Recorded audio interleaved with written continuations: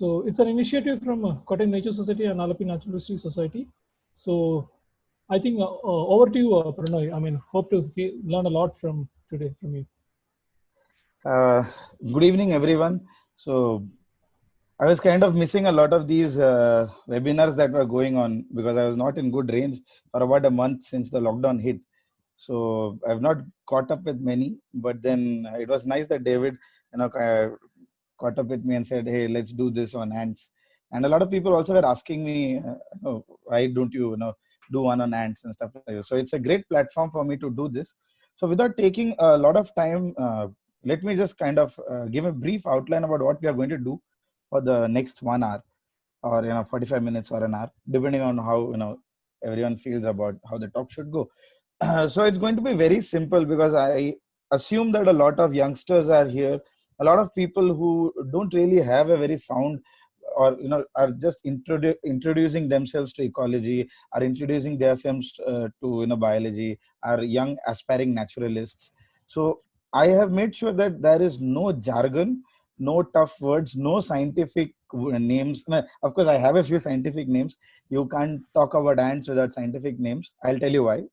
But then I've kept everything at a minimum, and let's see how it goes, right? Yeah. So I begin the talk with calling ants as superstars, and also calling their lives as super lives. Ants are superstars who live an amazing life, which is no less than that which a superstar lives. And that's why I've named this that way, even though the webinar had some other name.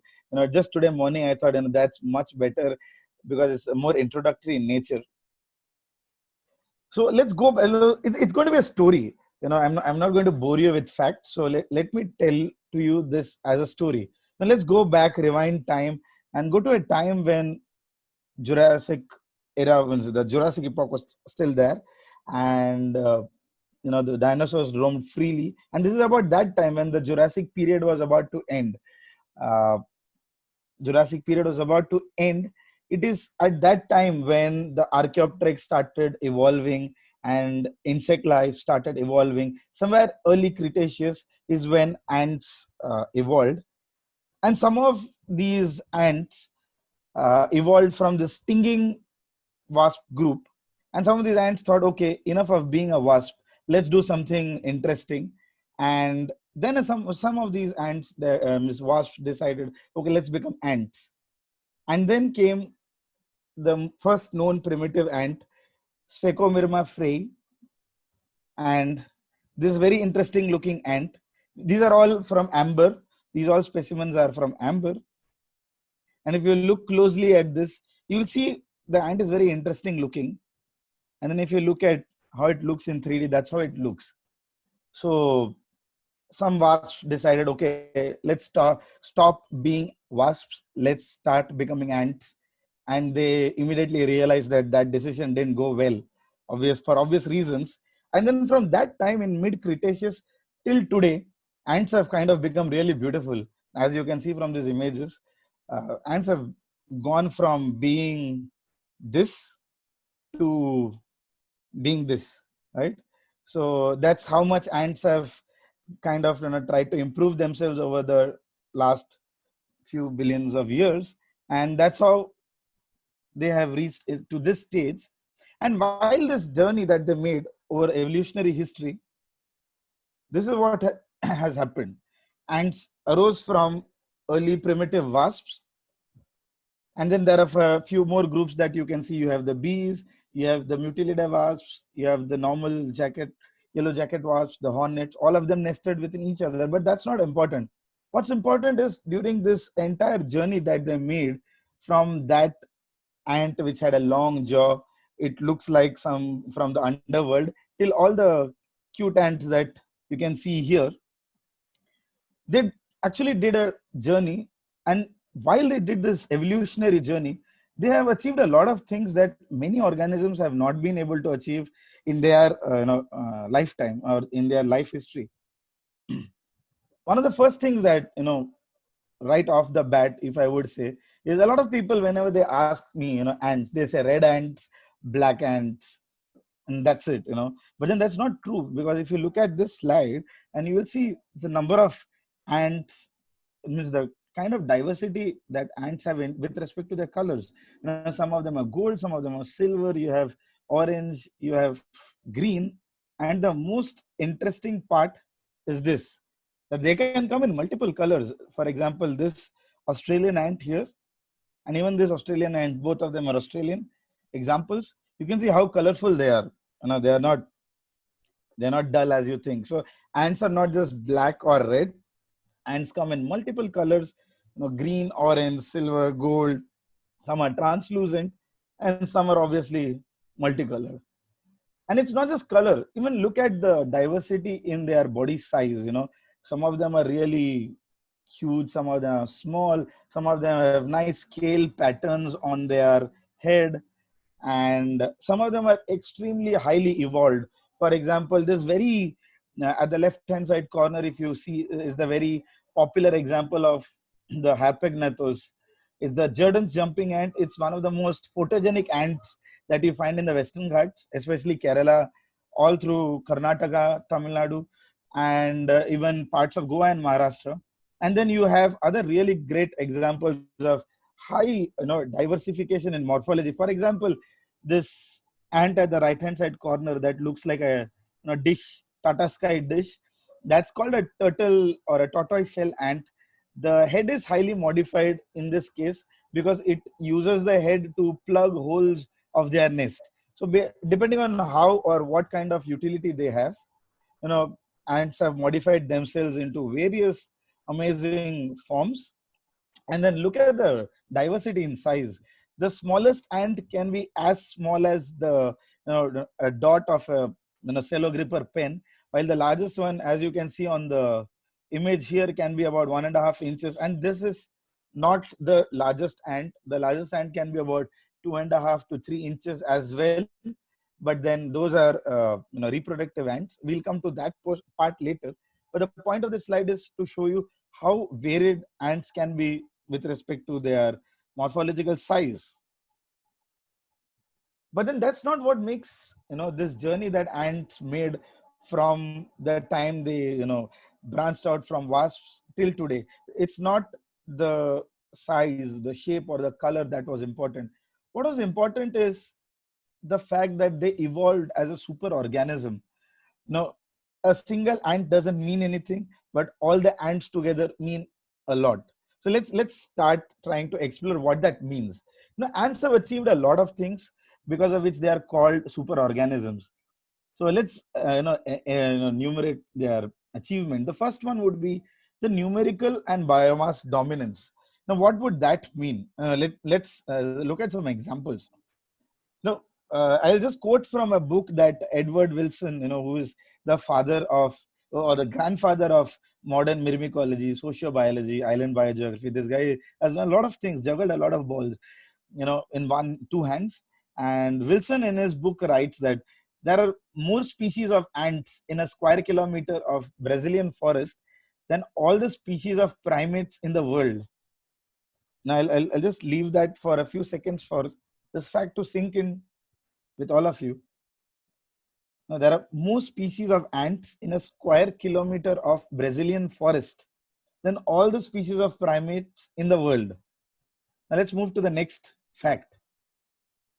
There are more workers in a single colony of driver ants than all the lions and elephants in Africa. That's an entire continent, right? Let's move to the next. Yes, yes. Sorry to butt in. Yes, but yes. Is it with the individual or the how do can you just explain a bit more? It is very interesting. Yeah. Yeah, this fact. So what this statement of Wilson says is the population of lions and elephants, the number of individuals of lions and elephants in the entire African continent. If you compare that with the number of individuals in a single colony of driver ants, the number of individuals in a single colony outnumber all the lions and elephants in the entire continent of Africa. That's what the statement means. Is the number of individuals. Okay, thank you. Wow. Yeah, that's how awesome they are. And let's move to the third one. 1/3 of the entire animal biomass of the Amazonian rainforest is composed of ants and termites within each hectare of soil containing in excess of 8 million ants alone. That's the last text I'm going to read. What I'm trying to say is within each hectare of soil in Amazonian rainforests, there are 8 million ant individuals alone. So 1 hectare is 100 meters into 100 meters. So in an area of 1 hectare, you will find 8 million ants in the Amazonian rainforest. That is how numerous and that is how many species exist in the in the ant world, right? That's how diverse ants are. So that's one of the first achievements. Right from the time that the wasp decided to become an ant, the ant kingdom, the ant world has exploded, and they have become extremely specious, and they have the highest number of individuals per unit area, outnumbering every other organism. The second achievement, let's look at the second achievement. Now, they are accomplished architects of the terrestrial world. So at a time when no one thought about buildings, no one thought of, when humans were not even thought about by evolution, ants already have achieved the ability to be accomplished architects. Let's look at some example. These are some examples of ant nests, right? Let me just take a few seconds for all of you to observe each image. So the one at the left hand side corner is in the soil. It's a very common ant nest structure that most of us would have seen. Just after the rains, there will be this fresh, nice architectural kind of, it's very beautiful to look at.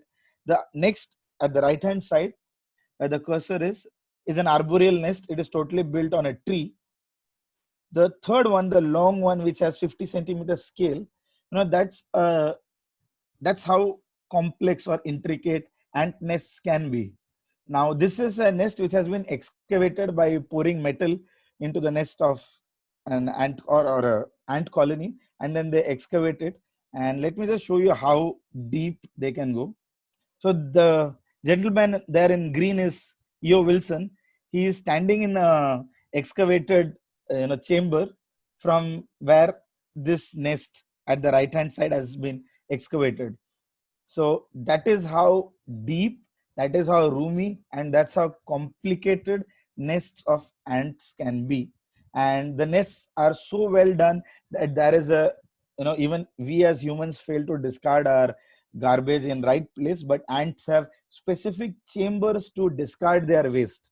So that is how meticulous ants are and have been from a time when humans were not even thought about by evolution. So no one can beat ants when it comes to being accomplished architects. And it's not just using materials. I'm not sure how many of you can guess what this is that you can see, but this is an ant nest. It's called a bivouac. But what's important is the ant nest is made up of ants themselves. So these are these very special ants which are called army ants, which are found in African continent.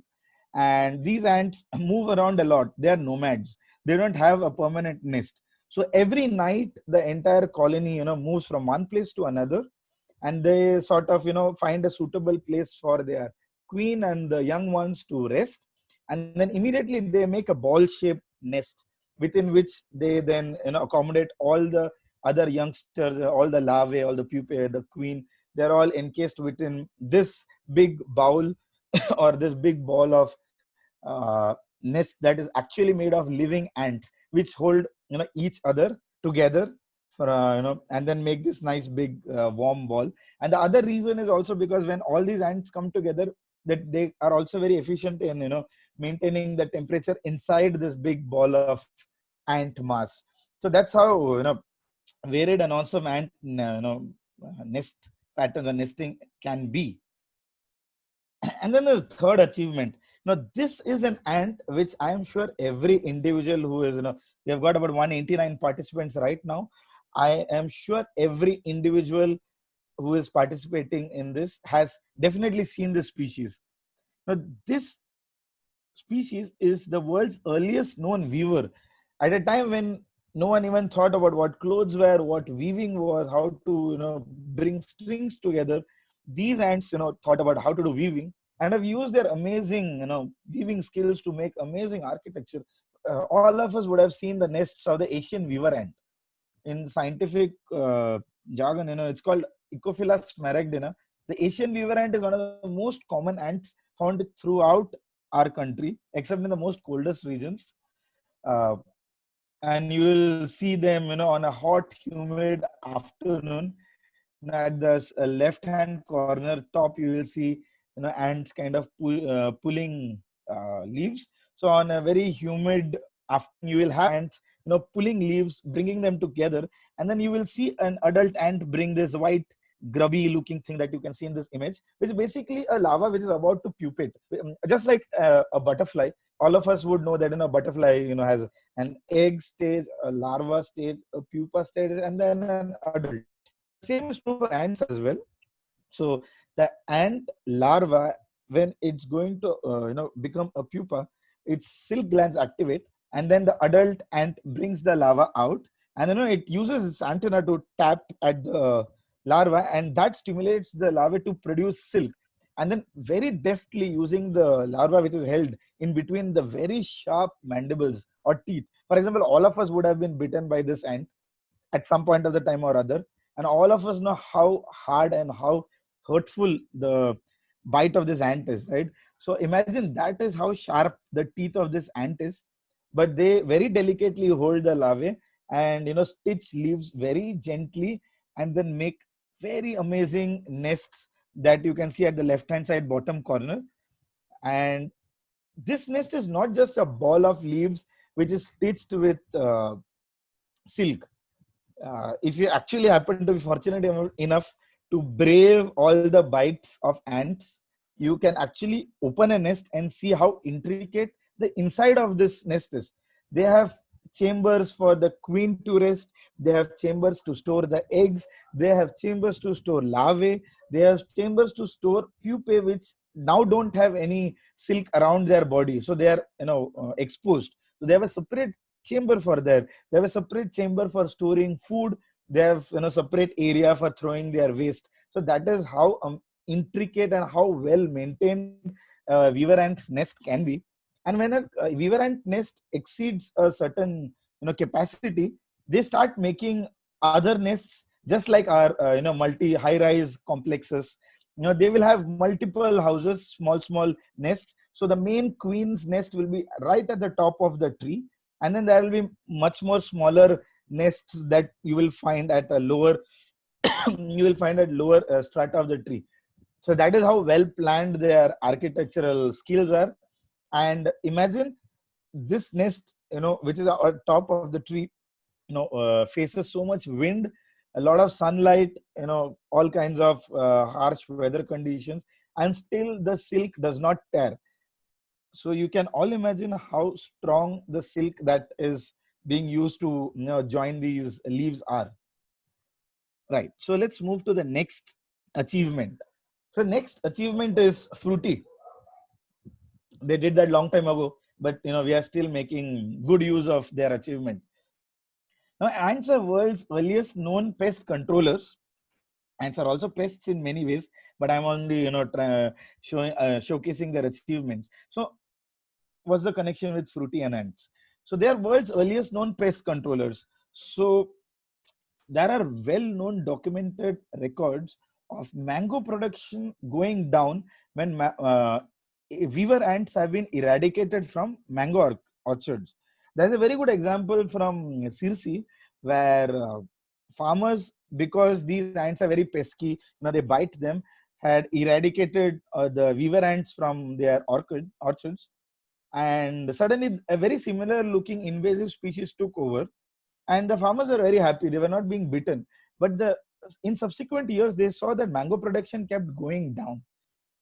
After people from ICR went, and one of my friends was involved in that, and they found that mango production was going down because there was this fly that you can see at the left hand side. It was laying eggs on the surface of raw mangoes, and the larva would eat up the mangoes from inside, and the harvest of good ripe mangoes, which could be sent for making pulp, kept on going down. And then the farmers realized how important it's to have the weaver ants in their orchard, and they were kind of eradicating them. So they again got back, they welcomed back the ants, and there has been a recorded increase in mango production going up. So that's one very good local example of and this study has even been done from Africa.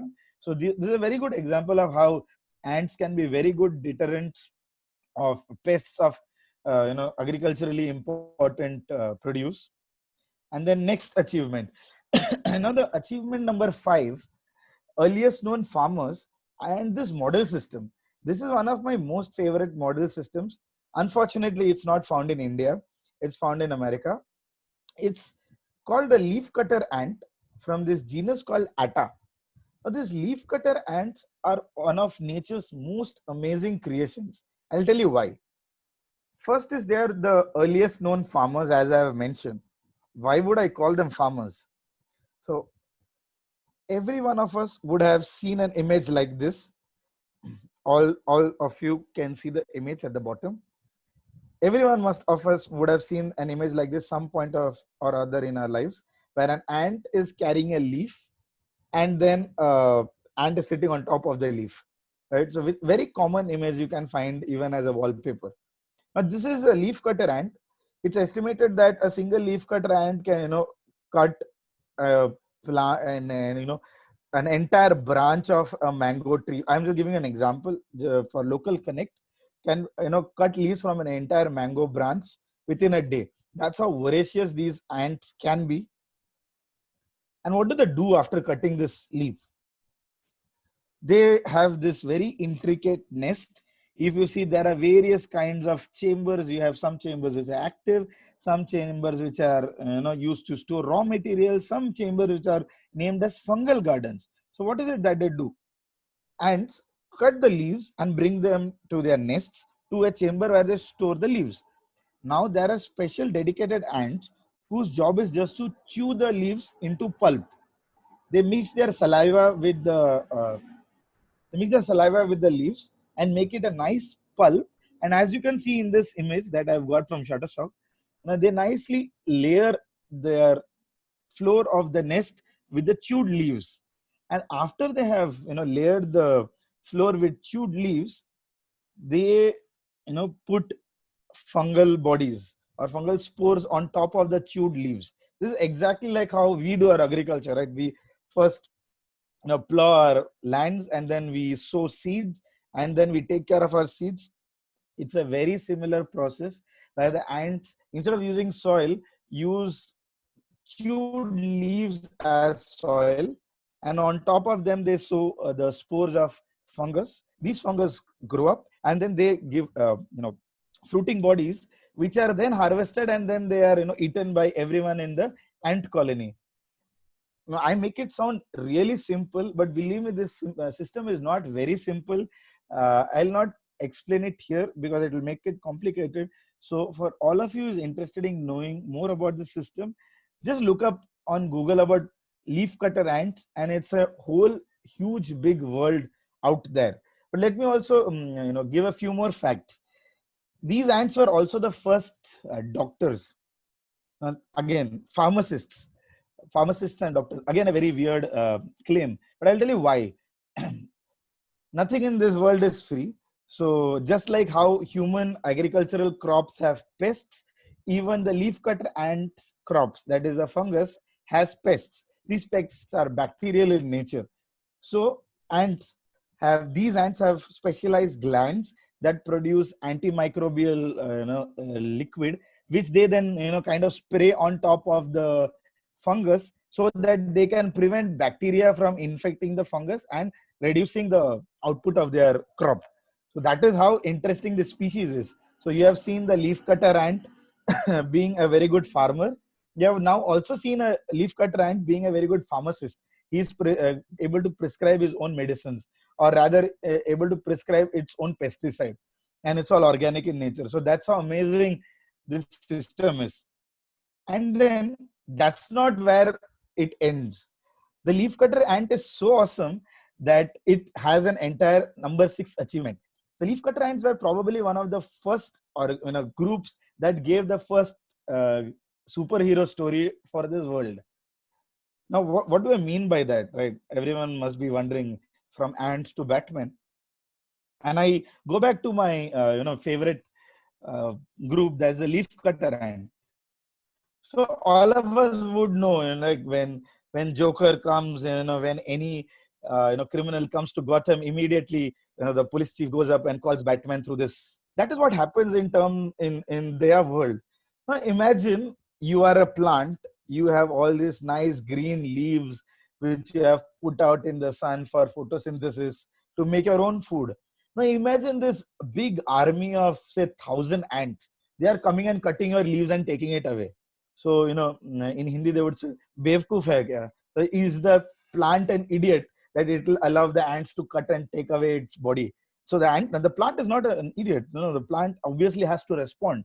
So the plant also has evolved with the ants attacking it, and the plant produces this very special chemical, volatile substance. It's exactly like perfume. So this perfume or this volatile substance that the plant produces is activated when an ant starts cutting the leaf. So the minute you start cutting the leaf, the ant and the plant sprays this perfume out in the air. Now this perfume is exactly like the torch that Commissioner Gordon puts out to call Batman in. So in response to this perfume that the plant puts out, that is the Batman that you can see. If you can see in between, I'm sure you can see the mouse pointer. You can see a fly, which is coming in exactly like Batman would come in to save Gotham. And now this fly is a very interesting organ. It's a phorid fly. So what does it do? It does that.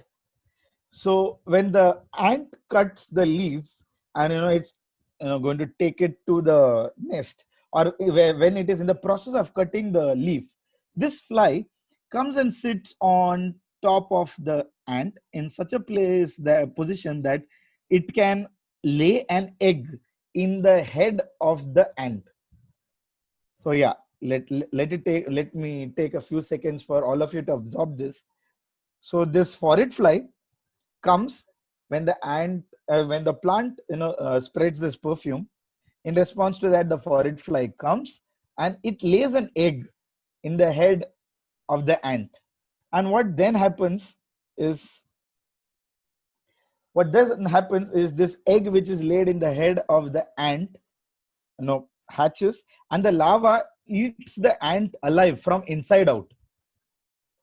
That's how gruesome it is. So the larva will eat the ant alive from inside out, and it emerges out from the head of the ant. And by doing this, the fly is actually controlling the ants which attack the plants. And all of this is mediated by the plant itself. So it's like a triangle. It's called tritrophic. Let's not worry about what it means. So you can again, let's take a refresher. The ant attacks the plant. The plant doesn't take it sitting silent. So the plant produces perfumes that's called volatiles. It calls the phorid flies. The phorid fly comes and attacks the ant, and the ants are then, they're moderated there. But then don't you think it's cheating? Do you think the ants are going to take it, sitting down? Imagine someone coming, laying an egg in your head. Are you going to wait there and say, "Ha, aa mere sar mein anda dalo"? You're not going to do that, right? So the ant is definitely not going to sit silent. And that is the response that the ant has given to the phorid fly. If you look at it, you may feel that there are two different species of ants, but no, both of the ants are of the same species, and as a matter of fact, both of them are of the same age. So this is called polymorphism, which means a single species can have, or a single family can have individuals which can be very different looking from each other. And the purpose of this is that every individual of a particular size will have its own function. A big ant, for example, here with the big teeth, has its own function. For example, that is the ant that goes out and cuts the leaves and brings them back. So what is the use of the small ant? So that is what the small ant does. The small ant is a sentinel, or it's a security force. It's a specialized rapid action security force. It sits on a leaf and it waits for the phorid fly to come. When the phorid fly comes, instead of letting it lay an egg in the head of the big ant, the small ant pounces on it and it shoos the phorid fly away. So that is what the entire system is about, and it's a continuous race. That's why it's called evolutionary arms race. If you go back to that slide that we had seen before, the ant attacks the plant calls the phorid fly attacks the ant, but the ant doesn't take it silently. It attacks the phorid flies again. So by this mechanism, the entire process or the entire balance of this world of leafcutter ants is very nicely maintained, where the ant does not excessively cut all the leaves and make the forest empty of leaves. But at the same time, the plant is also taking enough precautions to safeguard itself by calling the phorid flies. The phorid fly, to complete its life cycle, is able to successfully lay an egg in the head of the ant, but the ant also does not take it sitting silently. So it has now come up with this idea of a minima, which then sits on top of the ant and chews away the phorid fly. So nothing is in excess, everything is in balance. The cutting of leaves, the calling of phorid flies, the laying of eggs of phorid flies, and the protection given by the minima caste of the leaf cutter ant, everything is in a balance, which shows exactly how evolution does not take one side, but takes sides of everyone at all parts of time, right? That's how impartial evolution can be in general, right? Okay, let's move on and let's go to achievement number 7. Now, ants rival all known JCBs or caterpillars or Tata Hitachi, earth movers that you know. Now, let's look at this, small snippet here. Desert ants move around 420 kilograms per hectare per year in Australia. That is a lot of soil, considering, it's just one colony with 600, 700 individuals. Now, let's look at another snippet of information. 842 kilograms per hectare per year. And then let's look at another piece of information. That's in Argentina, you have 2,100 kilograms per hectare per year. This is statistics of just per hectare. Now you can extrapolate it up till country level or state level or district level, and you can actually see how much soil is being excavated by ants per year. And even if our government tries with all its tricks to excavate stuff, it can't do that, and it can't rival ants. So that's another achievement. And why it is important? Jokes apart, why is it important? It's very important for soil to be turned from inside out, because that helps in fertilizing the soil. It helps in aerating the soil, and it's very important, especially in croplands, in conjugation to this fact. That is achievement number 8. Ants are better than all fertilizers. And if you look at the facts, a leaf cutter ant that we were talking about right now, can contain about 500 kilograms of organic matter inside the nest. 500 kilograms of organic matter is a lot. You can kind of imagine how much 500 kilograms, it's half a ton, right? That much organic matter is in one nest. And then, the other study shows, wherever ant nests are present of native species, phosphorus, nitrogen contents, potassium levels can, increase drastically. And there are lots of studies which actually prove this fact. So ants are better than all the other fertilizers that are there in the market, right? And I'll just take a few seconds. Yeah. So that's achievement number 8. And all these 8 achievements that I've listed, and there are obviously a lot more, so I didn't want to bore everyone with a lot of facts.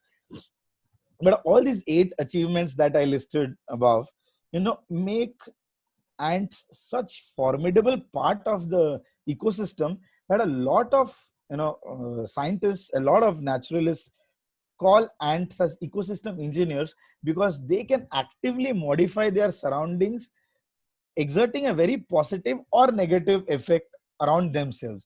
So ants are one of the few organisms in this world which have actually got this Padma Shri, which is called ecosystem engineers. And that brings me to this slide. Whenever I go all gaga about ants, the first thing someone asks me is, how do I kill ants? Now, invariably, no matter to whom I have talked at some point out of the time or other, has always asked me, I have ants in my house, how do I kill them? When I say, or when someone says that I study ants, people are so bogged down with ants.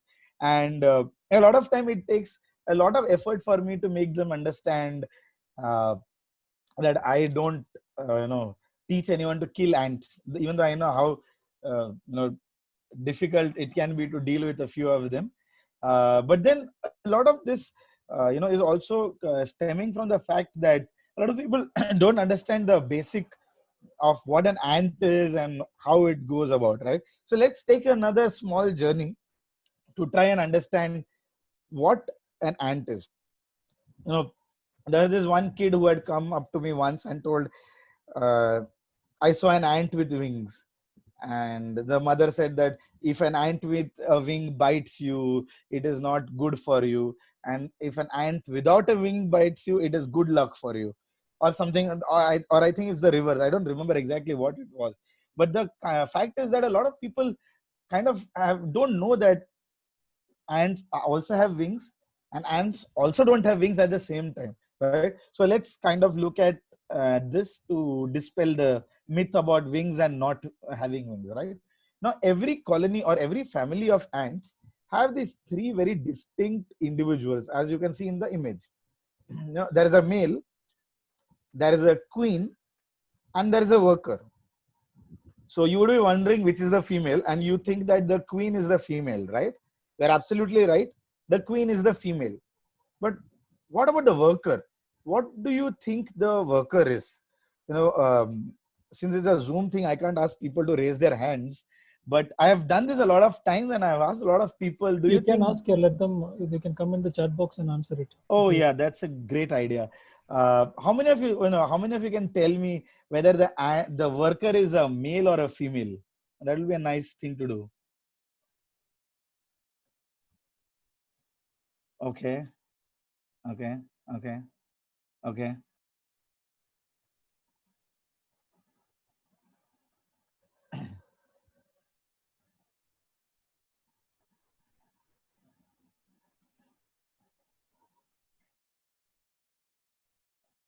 Okay, so yeah, this is typically what happens when I ask this question. This is exactly what happens when I ask this question.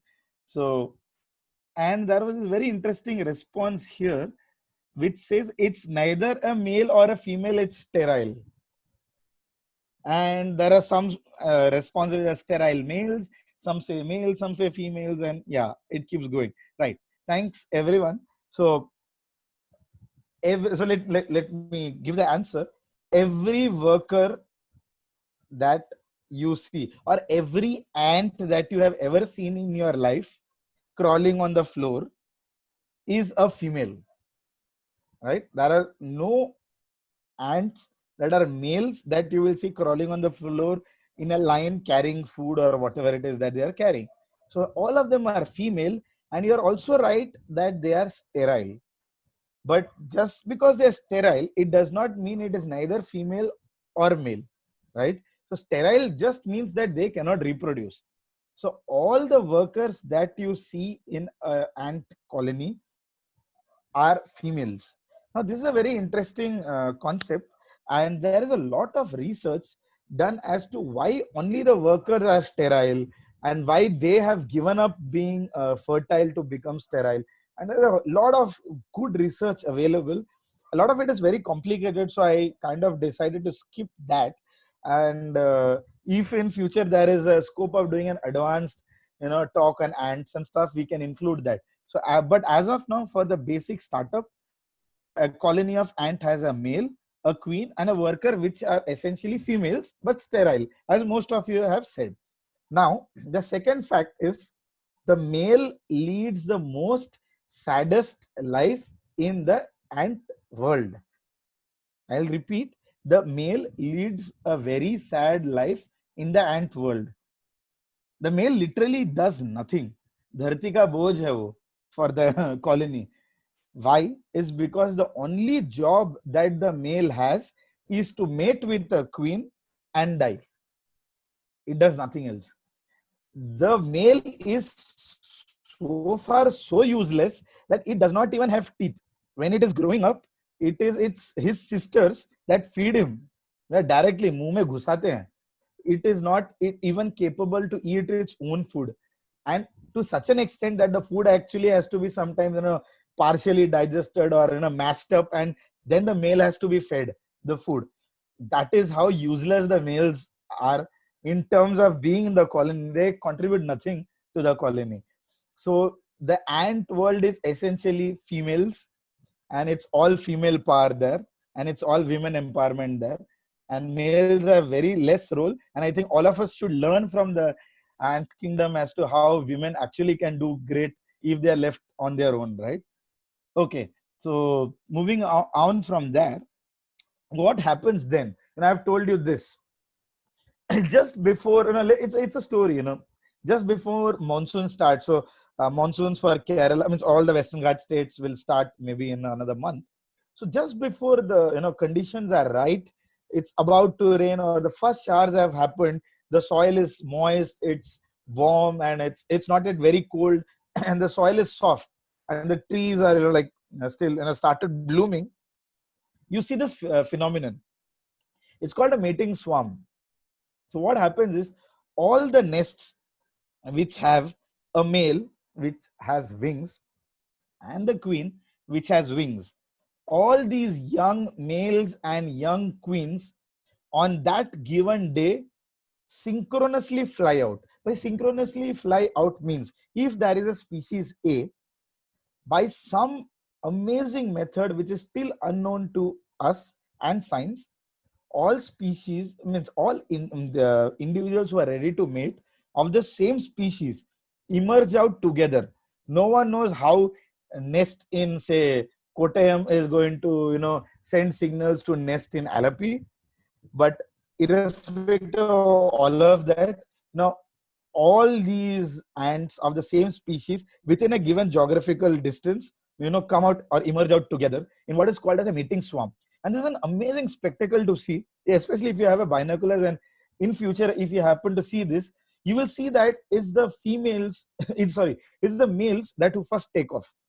The males take off and they go, they fly really high, they go on top, and then the females follow. Each male then sort of has a small territory in the air itself that it defends for itself, and then the female kind of goes up. And once the female goes up, the female will mate with multiple males. And a lot of times it has so happened that the female, just to mate with multiple males, the minute the male starts copulating with the female actually cuts the male's body into half, throws it off while the abdomen is still stuck. Then another male comes, pulls off the dead male's abdomen and again mates, and then the female again cuts it into half. So it's beautiful in the terms that the males maintain this small territories and female pass through all of this and all of that. And it's also very gruesome by the fact that this kind of outright murder also takes place. But post all of this, there is something very interesting that happens. The queen ant mates only once in her lifetime. Now a queen ant can, depending on what species it is, it has been reported that a queen ant can also live up till 9 years of a certain species. So 9 years for a queen to live, and it continuously keeps laying eggs, right? But the interesting fact is, it mates only once in its lifetime. And that is where evolution again has played a very interesting role. every female or queen ant has a specialized organ in its body. It's called spermatheca. You can equate it to a nitrogen refrigerator or a minus 21 refrigerator. All the sperms that the queen collects from multiple males that it mates with is stored in this freezer kind of an organ for the next 9 years. And then the queen can actually select sperms that it wants to use, and then it can produce its further progeny. So that's how advanced ants are, even though they're so tiny, right? And again, it's so what I'm telling is very general. And one of the first lessons that every person who learns biology has to know, that biology is a science of exception. And whatever I am talking today is all very general, in fact. And there are very skewed examples of the opposite being true as well. For example, whatever I have said, there are exceptions to all of it at both sides of the spectrum, right? So that's for an advanced stage. But for a very general audience, this is the most common or the baseline explanation. So let's move ahead from here. Let's look at this. So once the queen has mated, it comes down on the ground or on a tree, depending on whether it's an arboreal ant or a ground ant, and it finds a very suitable place, and it makes a small chamber. It makes a small nest, very small nest, and it goes inside and it lays its first batch of eggs. Typically about 4 to 5 eggs, which are very small. After it lays these 4 to 5 eggs, what it does is really amazing. The queen now has shed its wings. For example, if you look at this image, you see that the queen has wings, and this portion where you can see my mouse controller, you see that it looks as if it has done very good triceps, and it has very nice shoulders. It's like a gym-bodied person. But if you look at the worker, it's very sleek and slender. Now, what is this big globulous thing on top?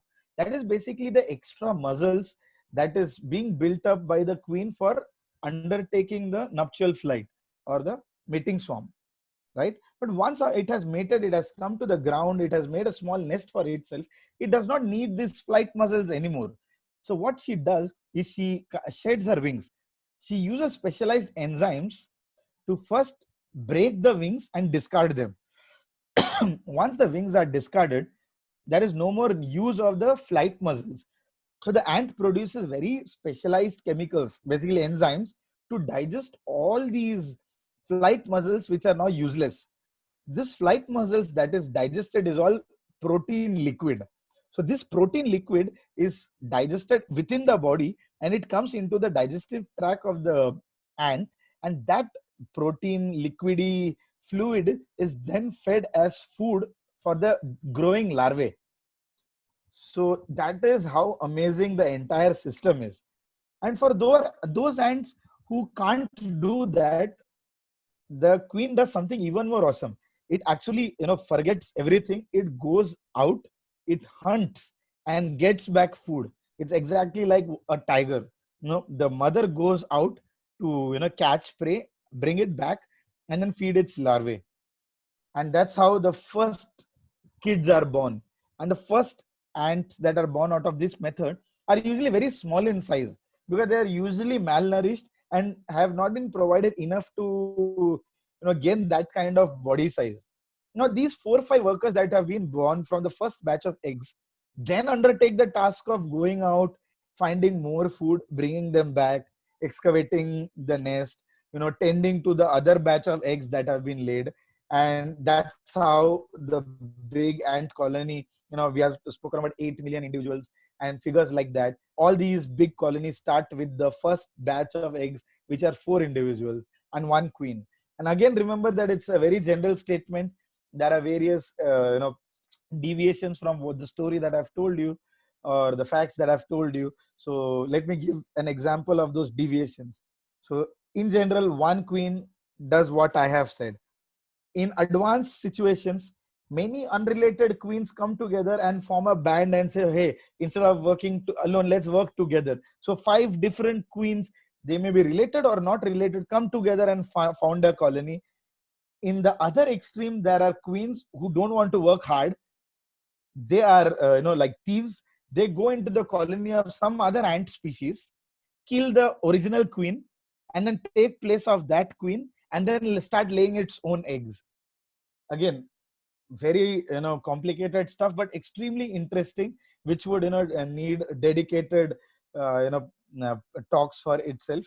But remember the fact that ant kingdom, sorry, the ant group, the behavior, their morphology, everything is extremely diverse, and whatever I have said is an average of this diversity, right? Okay, so let's move ahead. So this is a very typical life cycle of an ant. So the queen lays an egg. The egg then grows into larva and adults, or the egg grows into larva and then into a winged female or a male. And a lot of you would have heard this example of how honeybees decide whether the queen wants, whether the growing individual is a future queen or a future worker. There is a very similar concept in ants, which is a lot developed, or which has a lot of influence by genetics and a lot of influence by pheromones, that is specialized hormones that the queen produces, and a lot of other very interesting things, which is out of the scope for this. But then I'm sure we can kind of do it once more, right? So after this framework, a very quick wrap about this. So every typical ant colony has a male. It's called a drone. It has a queen. The queens give rise to daughters and sons or drones. The daughters can either become future daughter queens, or they can become future workers, which are then divided into majors and minors, or minima, as we have seen in the example of the leaf cutter ants. Okay. Now I remember telling right at the beginning that ants are super organisms. Now with this background, one individual ant, as I had said, means nothing. But let's look at an entire colony and compare the colony with a human being. The queen is the mastermind of the entire colony. It reigns over the entire colony with an iron fist, and it exerts its control with special chemicals which are called pheromones, right? So she is basically the brain of the colony. She decides when to move the colony to a special means to a different location. She decides what food has to be brought at what time. She decides how many eggs to be laid. She decides when to produce female means queens. When she decides when to produce males. So she's the mastermind and she's everything of the colony. Next, the stomach. Now the queen lays hundreds and hundreds of eggs. Some queens, like some queen ants, lay about thousands of eggs per day. So imagine the kind of appetite that an ant colony has. It's voracious. So the stomach of the ant colony is the larvae that larvae and all the workers that resides in the colony. And then obviously the queen and the female drive the next generation, while the hands and legs of the colony are the workers that slog and do everything from foraging to protection of the nest, to relocation of the nest, to helping the queen do delivery of eggs, to cleaning the garbage out, helping the larvae to be moved from one position to other, airing the nest, and all the other activities are done by the workers and the soldiers.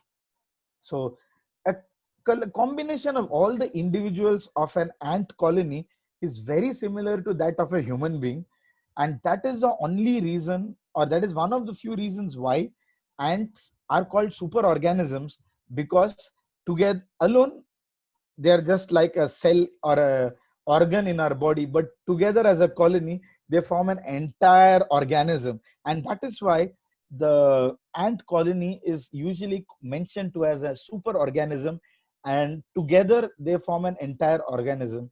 And there is a very amazing book called Super Organism, which has been written by Edward Wilson. And if anyone has an option or an opportunity to lay their hands on that book, it's a very recommended read. I would recommend everyone to read that book. It's really amazing, and eye opener and has a lot of examples, much more than what I have shared today, about how amazing the world of ants are.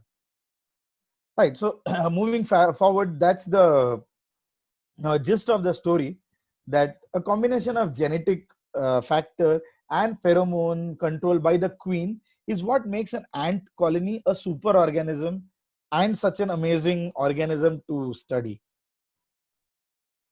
And ants are so amazing. A lot of people think ants are only in the domain of ecology or natural history or scientists, but that's not true. If you actually Google, you will see that ant society, the behavior of ants have been used in social studies, have been used in engineering concepts, have been even used in terms of taking decisions. For a matter, as a matter of fact, there is even a very nice uh, industrial algorithm, which is called ant, and every day there are several papers which are written for this automation technique or algorithm, which derives from how ants move from one place to another. So ants and ant colonies, ant individuals, the entire study of ants has contributed immensely to our human well-being and human life. So that's how amazing ants are. But then I've spoken really very general till now, because that was the aim, to keep it very general. But then comes a very important question. What about ants of India? Are they all black ants and red ants and ants? Do ants bite? How to get rid of ants? Whether Mortein is good or whether Begon is good? Other than all of those questions, what is the one of the most important questions? What about ants of India? I gave a lot of examples from ants from abroad, except one example, that's the weaver ant. So any when a person who is interested in learning any organism, would first say, how many species are there? Especially birders. I'm sure there are a lot of birders here, and a lot of butterfliers. I think that is what Saran calls himself, butterflyer, right? So, what about ants? How many species are there? That's the first question people ask. So the last very good comprehensive study that was done, to make a checklist of ants of India, has put the number of species at 828.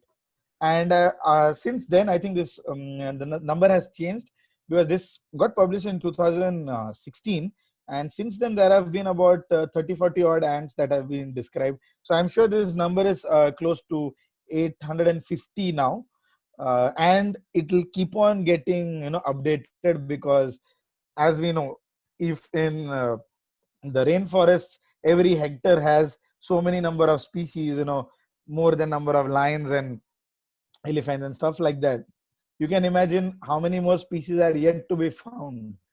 So that's the scope of studying ants. The scope of discovering new species is extremely high, much more higher than all the other charismatic species that have already been studied really well, right? But then, once I say this 850 species, the first question a lot of people ask me, how do I identify ants?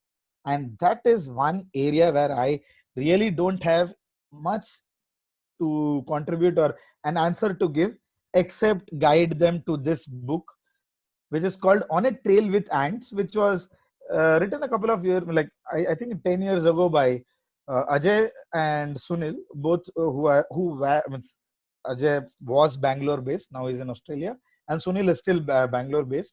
So these guys wrote this really good introductory book to the ants of peninsular India, which I think still remains a very good introductory and startup kind of a book for anyone who is enthusiastic to learn about ants. And I think it's a really good start point for anyone who wants to learn about ants in general and ants of India in particular. I would definitely recommend this book. I think it's available online. I'm not checked what the status was. But then other than that, there have been a lot of attempts. Like a lot of people have made very localized posters, trying to make ants popular amongst people. A lot of people have taken this effort.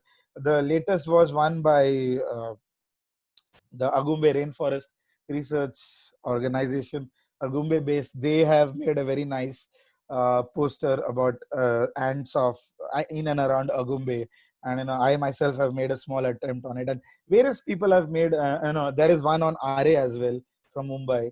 So a lot of people have made a lot of attempts in trying to make a very non-charismatic group of organisms really charismatic. And the very good resource for kind of browsing and learning about ants through images right now in the world is AntWeb. It's very simple, antweb.org.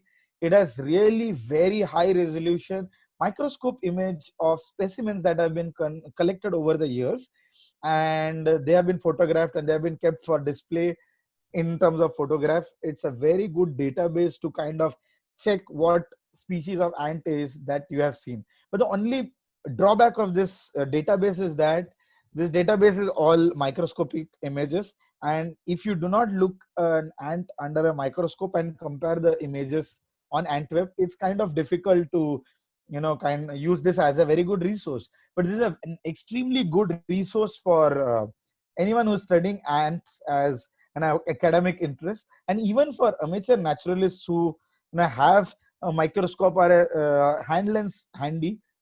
Even they can use this as a very good resource. I would definitely recommend this and the entire Wikipedia portal about ants. It's called AntWiki. Even that is a very good source for learning about ants. The Wikipedia page about ants itself is very informative in nature. And then I was having a conversation with Saran. I think he's on the call here, and he told me, why don't you put a few slides about photography and identification, because a lot of people are very interested about photography and how to grade. I showed you some really great images of ants. None of them were mine till now. So one of the objectives was also to talk about that. So let me take you to this. A lot of times I get a lot of emails from across the country. For example, this is from Odisha. This is from way back in 2000. No, it's from 2020, I guess. Yeah, this is one of the latest ones. Now, someone sent me this image and told me if I can identify this. And the person who sent me this image already has told me what genus it is, and he thinks what species it is. And now, the thing to remember in terms of identifying ants is they are very small, and a lot of the characters that you need to identify ants are microscopic in nature, or at least you need a hand lens. So an image like this that you can see, which is taken by a mobile, is not really helpful in keying an organism or keying an ant till its species. It's just sufficient for someone who is well versed to tell you what genus it is. But to be able to tell what species it is, you need a little more better imaging techniques. Ideally a DSLR with an 1855, with which you can take good close-ups, or a phone camera with an external lens, which also gives a lot of good performance. I've seen a lot of images taken by people with external lens on a phone. And it's very important to note that whenever an ant is photographed, it needs to be photographed this manner. For example, this is my image that I've taken. It definitely does not have to be on a white background, but the point is the photograph has to be in this manner, where you can see all the features of the ant very closely. For example, the teeth, which is called the mandibles. The head needs to be really clear.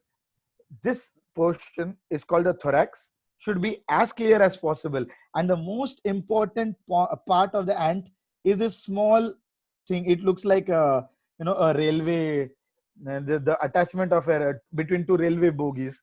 Now it's called a petiole, or the node. This is the most important feature of an ant, which is used for identifying ants. So whenever you photograph an ant, make sure that you photograph it in such a way that the petiole or the node is very clearly visible, because without it, identifying an ant is very difficult, almost impossible, I would say, right? And if you happen to photograph them not on a white background and it's on its natural surface, make sure that the photograph is taken in such a way that the petiole is visible, because some ants have a single petiole, whereas some ants have two petioles. I will show you an example. But once in a while, it's also useful to take images like this, where just by seeing the overall shape, the color, and the behavior, one can tell what species of ant it is. So once in a while, it's also important to capture the behavior of an organism or an ant rather than just very good, cool close-up shots, right? And sometimes, if you can't take photograph of an ant, it's very useful also to take a photograph of the nest. For example, a nest image like this can very easily tell you that that's the weaver ant. So this is what I was telling you, that some ants have single petiole, but this ant, for example, has two petioles. So this portion is the most important part in an ant that needs to be photographed for us to be able to identify them till genus level with good confidence. And sometimes it's good to have a group photograph, and sometimes it's also good to have photographs of the nest. So a combination of these factors are very important when you are photographing ants. Every organism have their own rules of photography. For example, a bird, a 2/3 image is always good. A butterfly, all of you know that an open wing and a closed wing image is really essential, depending on what species or from what group of butterfly it is. Same way for an ant, it is very important that the ant's petiole is covered. And I know it can be very frustrating. For example, this ant here is about just 0.5 mm, and to be able to capture an image of such small ants with a mobile phone is extremely difficult, outrightly impossible. And that is the one reason why ants, even though are so interesting, so awesome, amazing, have somehow not caught the eyes of young naturalists and aspiring uh, um, aspiring nature enthusiasts, because of the complexity in being able to photograph them. And that is the one reason why butterflies are more popular than ants. I would say even the ants are more interesting than butterflies in my opinion. Uh, but that's one limitation of ants. And yes, so with that, I think I come to the end of my presentation, and I think I have taken about 1 hour plus. And I'm going to leave you all with a question that you can, Google and find out. It's a very really interesting question. Do ants sleep? I'm not going to give the answer to this. You can kind of Google it yourself and then be mesmerized by the answer. And with that, I would like to kind of thank ANHS, Kottayam Nature History Society, and David, Red Earth, for really providing this platform for all young enthusiasts and naturalists to get an option of learning from really great. I think I'm really out of place in the list of 42 people that has spoken and will be speaking, because we have had really amazing people come and speak. So it is really an honor and a privilege to have got this platform, especially David and Hari. Uh, I really thank all of you guys, and I think now I would want to open the floor for questions. Yeah. Thank you so much, Roy. It was a fantastic session with a lot of Thank you. stories. Yes. I mean, was not able to write down all this. I mean, I'll sit and watch again. This is okay. Sure, Just sure. open the chat box. Those who have questions, please come and ask. Yes, yes, yes.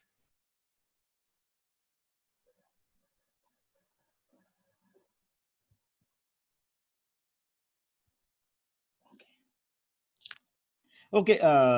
Okay. Before the thank yous, can you please share your contact number for any further queries which we may have? Okay. You can see my email. You can drop me an email and then I'll respond back there if that is convenient to you, because most of the times I am not in good network. So it'll be good to send an email to me. Okay. So Ramji sir has asked me, can you please explain the story of ants on acacia helping to protect the trees from elephants? A story I vaguely yes, yes. Okay. So okay. Let me just go back to that question by Ramji sir. Okay. So ants have this very interesting relationship with various organisms in the plant as well as animal kingdom. So it's called mutualism. All of us know that there is this mutualistic relationships. So this story that I think it's from the scientific reports. or wherever the story has come up. This is one of the most classic example that is told in any ecology or any biology class when it comes to teaching students about mutualism. Now, mutualism is this behavior where two participants of this behavior, that is the host and the recipient, share such a relationship that they benefit both of them. Now, the ant acacia mutualism story is one such, and it is very uh, type cast of Australia and Africa. So you have the bull acacia from Australia. The bull acacia is this plant which has nice big thick thorns, and there are other species of acacia which do not have thorns. Now, in response to the thorns being developed on acacia, animals in Australia have developed the sensitive, which means the ability to actually chew through the thorns and eat the acacia leaves. So in response to that, the acacia have developed, and many species of plants have developed something called as domacia. Domacia is basically this nice hollow which exists in plants. It's like a small gap or cavity. The shape, size depends based on what species of plant it is. So this provides a place for the ants to stay. Now, these ants go and stay in these cavities or these domacia in the acacia. And then the acacia does something more as well. There are something called as extrafloral nectaries. This is a very specialized gland or a specialized organ that is present in plants, which actually produces a very sugary substance on top of it. So what these ants which stay on the plants do is they go and use this sugary solution as food, and they patrol very vigorously all along the plant. For example, it's just like our BSF security guys patrolling the border of our country. The same way the ants will be patrolling the border, means the entire plant. And the minute a herbivore comes to eat the acacia, it delivers a very painful sting, or it sprays a very pungent dose of formic acid in the eyes of the goat, sheep, or whatever herbivore that comes to eat the acacia. That is one very good deterrent for the ants, sorry, for the herbivores who have come to eat the plant. So this is a way in which the plant has actually invested a little more energy to invest in producing the extrafloral nectaries and in giving them space to stay. And the ants in turn are protecting the plant from herbivores. And there is also a very, so this is from Australia. Now let me give an example from India. Ramju sir, there is this very good example from Kudramukh. Now Kudramukh has this very interesting plant. I'm not getting the name of this plant.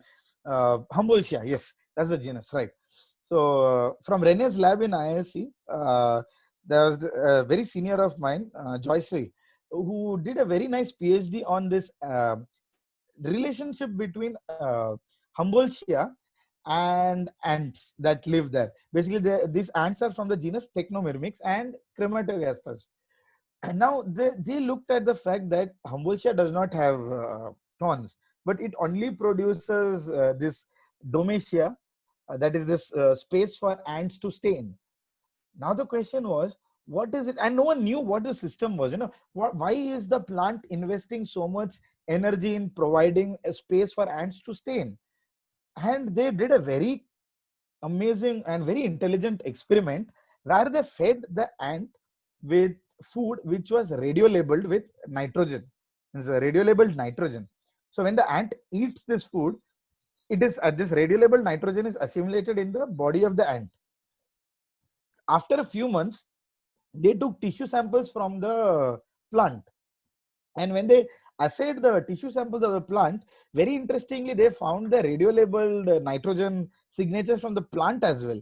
And upon further investigations, they found that when the ants died, the dead ants' bodies are absorbed within the Humboldtia as a source of nitrogen. So that is a very good example of, again, the plants giving a place for ants to stay, and ants in turn providing nitrogen to Humboldtia in a system where nitrogen is a tough resource to get. For example, in Kudramukh, where it rains so much, and I'm sure all of you know how heavily it rains, how fast everything leaches from the soil. That is one very smart way of the plant to actually assimilate nitrogen and to kind of reduce its competition. Right. So I hope that answers your question. Right. So the next is by Samrita. Okay, that's not a question. Okay. Then there is. Okay. Okay. Thank you, Clara. And There's a lot of questions. yeah, I can see already 20 messages. So I'll next is Abdus. Oh, okay. If I am not wrong, Mohammed is Navendu student from WII. Okay, who has visited me in ISC. Right. So I have observed Ecophila stopping using the nests they have built after a bit of time. Any reason why they do so? Yes, Mohammed, this is a very interesting question. I am not really sure about what the answer is, but one of the things that I have observed is after a while, when the leaves of the nest, the leaves that they use to build a nest start drying off, they kind of abandon it, because once the leaves dry, it's very obvious that it's going to fall down. So before the leaves, dry completely and they fall off, it's better or smarter for the ants to, relocate to a fresher nest. So I think that's one of the reasons why they do this movement after a while, because very often you see this dried brown ball of leaves that basically the nest on the ground. So I think that's one of the reasons, but I cannot really very confidently answer to that question, except by answering it with my own observation and my inference of the observation. Okay, next is Jaya Kannan. Okay, Kannan. So how to count ants? Can I count a size of ant colony in my house by some way? Right. So Jaya, this is exactly what I do for a living. I count ants. That's what I have been doing for the past 10 years. I have been counting ants. Now, the entire exercise of counting ants will take me half an hour to explain to you. But in short, I can tell you that you sample ants, you can't survey ants, you can't count all the individuals in a colony in general. So what you do is you trap ants and you extrapolate the numbers to kind of figure out how many ants are there. But then again, it's an extrapolation.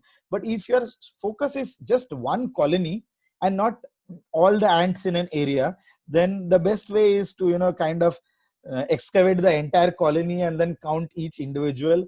Or you can keep a trap, and when the ant comes to the trap, you either catch them, kill them, and then count them later, which is a very messy way. Or you can take a very nice nail polish and then paint on the back, on the top side. Remember the queen ant I was talking about, going to the gym and having a big nice shoulder. So every ant has a small shoulder, at least non-gymmed shoulder. So you can use a nail paint and nail polish paint and like paint on it, and then make code and then keep a count of what it is. So yeah, so it's a complicated question, but I hope I've been able to answer that, because if I kind of get into the specifics of how to count ants, it'll take about half an hour. So if you're really interested, and if you're interested in academic ways of counting ants, maybe you can just write to my email and I can respond back with reading material. Right? I hope that's answering your question, Jaya. And okay, ecological significance of ant. I think every example that I have given in the talk, all the achievements, I think 8 achievements that I've given are all ecological significance of ants. For example, imagine ants turning so much soil. Imagine ants taking 500 kilograms of organic matter underneath the soil. Imagine how much ecosystem service they are providing us by doing pedoturbation, that is taking soil from inside to out and outside to inside. Imagine how much service they are giving us by accelerating the rate of organic decomposition by taking all that organic matter inside. Ants are also one of the top predatory groups in the forest floor. Imagine how efficient they are in controlling insect population. We spoke about fruity and how mango populations went down. So every 8 oops, I think my internet connection is a bit unstable. David, can you respond back if you can still? Yeah, it's Yeah, yeah. it's audible. Yeah, it just gave me a message that it's unstable. Right. So, so NK Shinde. So I think every 8 achievements in this presentation that I had listed are all ecologically important roles and significant roles that ants have. And there are so many more things that they do as well. So yeah, so those are the ecological significance.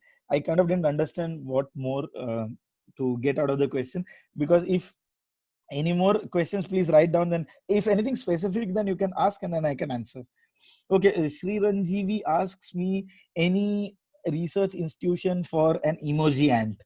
WhatsApp, if it's about emoji ant. But if it's about actual ants, uh, unfortunately, till your bachelor's, it's general. There is nothing, the study of ants is called myrmecology. So there is no specialization in myrmecology in general. You have specialization in entomology. So you have all the ICAR affiliated colleges.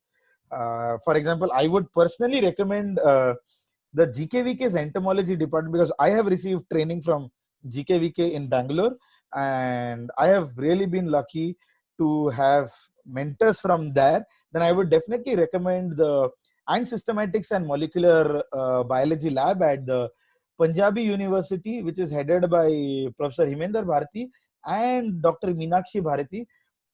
Really great scientists, amazing human beings, and really down to earth people whom you can any day email or WhatsApp or Facebook Messenger them for any kind of queries. And Professor Bharti also has positions for PhD students. It's a central university. So that is one another organization that I would recommend if you're looking at trying to understand behavior of ant plant interactions and ant fig wasp fig system. Then Rene Borges lab in ISC is a good choice. NCBS is in Bangalore is a good choice. So there are various institutions, but very specific, and these suggestions are all in terms of PhD position or a project assistant position. But if you're looking at it in terms of what would I say, oh, I already have an email with a query. So yeah, this talk was definitely interesting. Okay, so yeah, so that's what it is. Sri Ranjivi, that's my advice to you with respect to research institutions, right?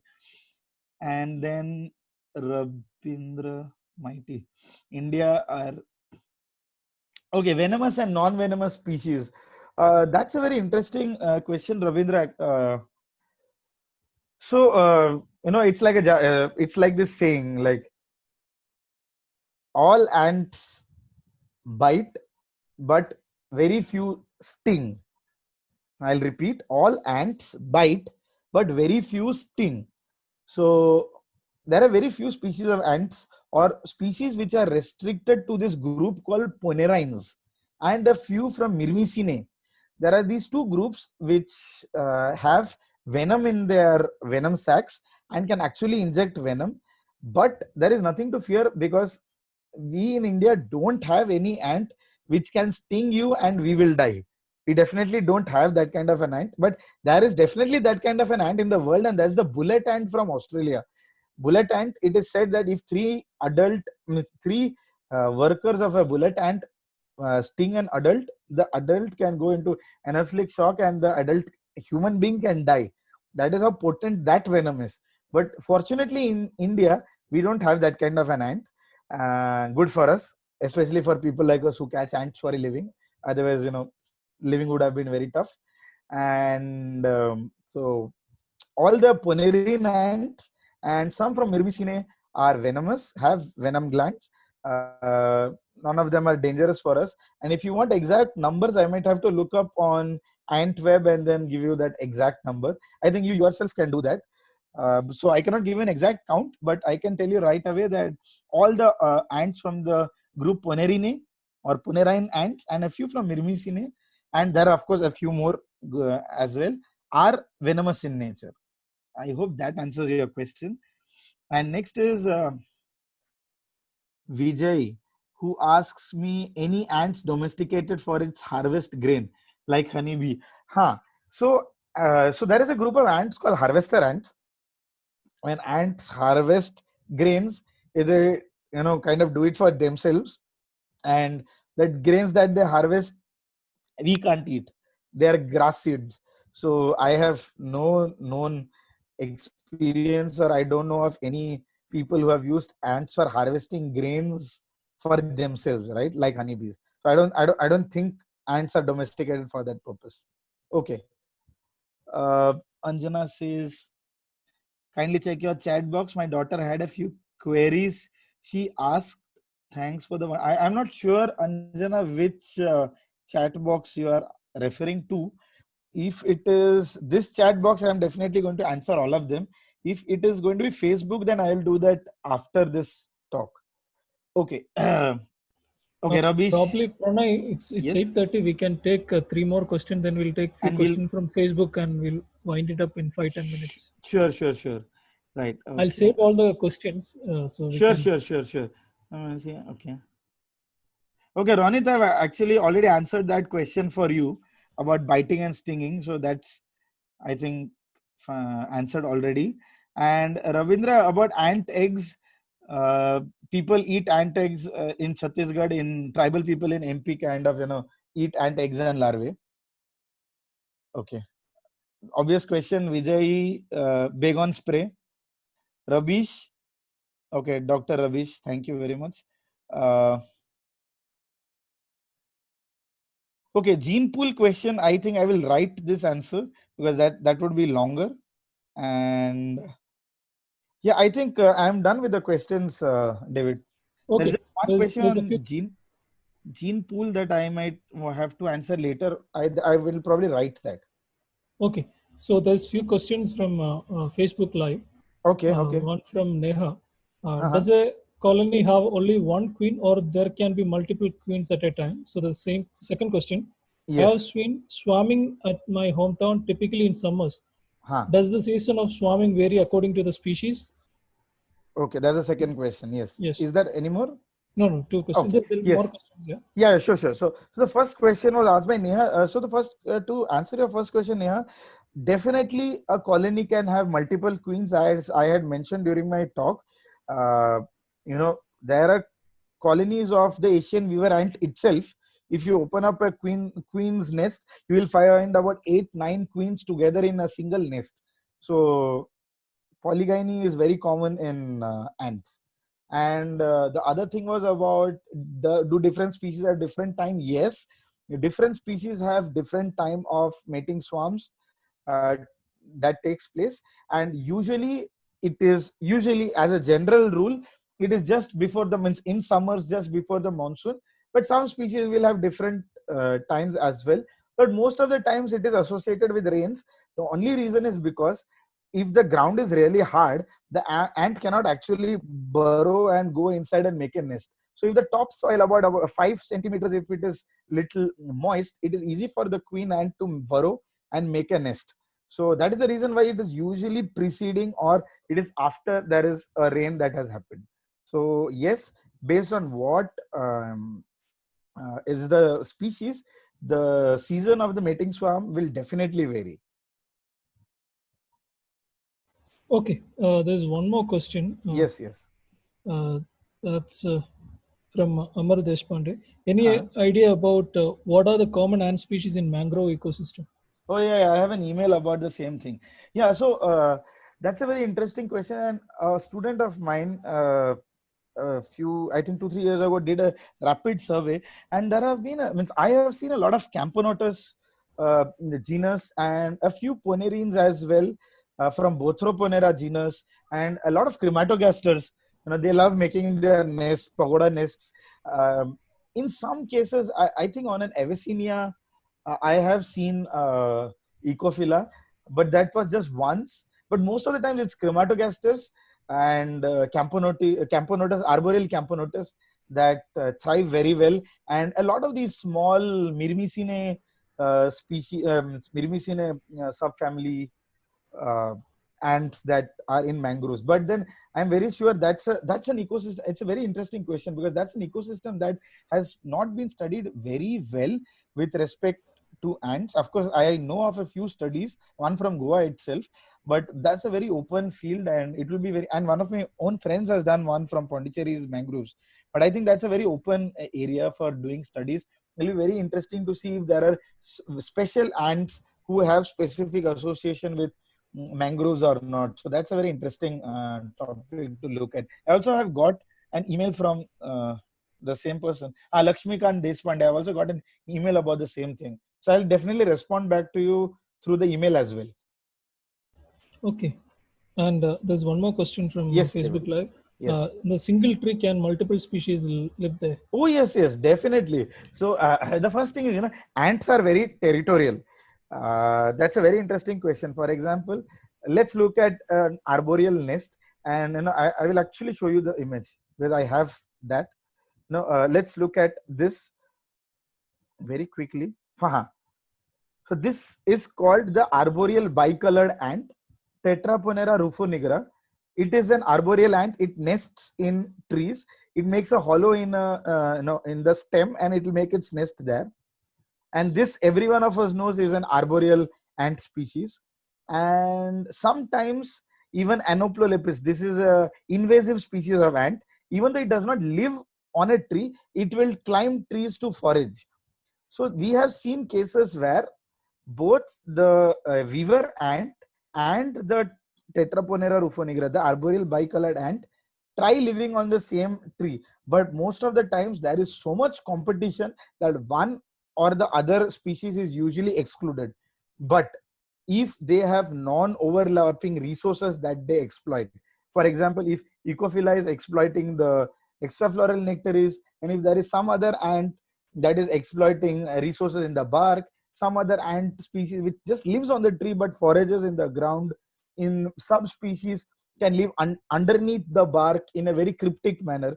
In these kind of cases, definitely 3-4 species of ants can live together. In the Amazonian rainforest, the canopy, you have multitude of species, about 70-80 species of ants living just on the tree canopy. So depending on what species it is and what species are living around them, definitely different species can coexist, but only within the frameworks of competitive exclusion, as they call in ecology, or competition. Within those frameworks, multiple species can definitely live together. Okay. Thank you. Probably one more question that's from me only. Yes. Would you want to add some information on Dorlus and some other blind army ants? Okay, so army ants again, just like Atta, it's another amazing group of ants for which I can speak for a long time. But I'll just tell in a very short this thing about an experience that I heard from someone who came to from Africa, who I met in a conference early this year. So he was on a field work in Africa, and suddenly early in the morning he was woken up by the person in whose house he was staying. It was a village, and he was immediately asked to pack up whatever is necessary for him and leave. And then they sat in their jeeps and everything, and then left the village, and everyone in the village apparently left, and they went to a neighboring village which was a little upstream and on top, elevationally a bit above. And they came back the next day, and this guy was confused. So when he reached there, they said that a village elder had gone out for a hunting trail, and then he saw a small line of army ants or Dorylus ants, making its way towards the village. And that was just enough sign for him to alert the entire village to pack up and leave with whatever is essential for them. Because anything and everything that is edible and that can move or crawl or slither or whatever it is that comes in the path of army ants will be eaten. And army ants are basically the ants that I had shown previously, who make bioworks. So to add to that question, I will finish by showing the image of army ants themselves. This is the army ant. and they do that. And that's how many individuals are there. And the African people are right to be afraid of them, because they have mandibles which can cut through any kind of meat. For example, this is the army ant that you see, right hand corner top. That's how sharp their mandibles can be. Imagine what can happen if it pierces you. It can literally take a chunk of meat like muscle out of your own finger or hand. So that's one really interesting thing I heard about them. There are so many interesting things I've heard about them from that guy. So I would end with just sharing this one story with you, all of you.